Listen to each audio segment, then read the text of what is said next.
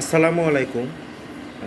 আপনি সেজদা বাড়িয়ে দেন, আল্লাহ তালা আপনার আমার পেরেশানি কমিয়ে দিবেন, সুবহানাল্লাহ, ইনশাল্লাহ। কারণ সেজদায় আল্লাহ তালার আমরা সবচেয়ে কাছে যাই। আর সেজদার মাধ্যমে যেই দোয়াগুলোই করবেন সেই দোয়াগুলো আল্লাহ তালা কবুল করে নেবেন, সুবহানাল্লাহ। কাজে আমাদের উচিত সেজদার পরিমাণ বাড়িয়ে দেওয়া, বিশেষ করে নফল নামাজে সেজদার পরিমাণ বাড়িয়ে দেওয়া। কারণ সেজদায় এমন সেজদাতে আসলে এত মজা, আমি যেটা ফিল করেছি আপনাদের সাথে শেয়ার করি। কারণ সেজদাতে এত মজা পাই আমি, সুবহানাল্লাহ, আলহামদুলিল্লাহ। এটা আসলে কোনো জায়গায় পাওয়া যায় না সেজদার মতো মজা।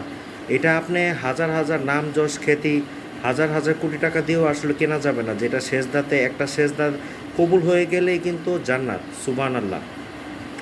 কাজে আমাদের উচিত যে আসলে সেজদায় আল্লাহকে বলা। আর অবশ্যই সেজদার মাধ্যমে আল্লাহর কাছে আল্লাহ আমাদের চাওয়া পাওয়াগুলোকে আল্লাহকে বলা। এতে আমাদের মন হালকা হবে, আর আল্লাহ তালার সাথে আমাদের কানেক্টিভিটিও বাড়বে।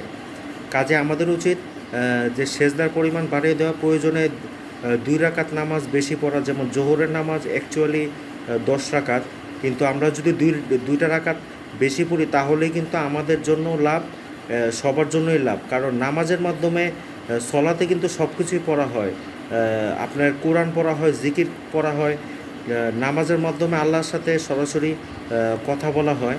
কাজে আমাদের উচিত যে আল্লাহর সাথে বেশি বেশি নামাজের মাধ্যমে কানেক্টিভিটি বাড়ানো, সংযোগ বাড়ানো। তাহলে আমাদের হতাশা, দুশ্চিন্তা সবই আল্লাহ তালা মেহেরবানি করে দূর করে দেবেন। তো আজকে এ পর্যন্তই।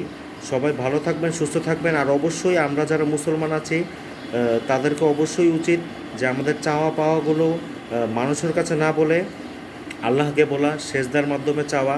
সেজদাতে কানলে আল্লাহ তালাই সব কিছু তার সমাধান করে দিবেন। তিনি গোপনে শুনে গোপনেই তা সমাধান করে দিবেন, সুবহানাল্লাহ। তো আমাদের উচিত অবশ্যই সেজদা দেওয়া বেশি বেশি, আল্লাহর সন্তুষ্টি অর্জন করা। তো আজকে এই পর্যন্তই। সবাই ভালো থাকবেন, সুস্থ থাকবেন। আসসালামু আলাইকুম ওয়া রাহমাতুল্লাহি ওয়া বারাকাতুহু।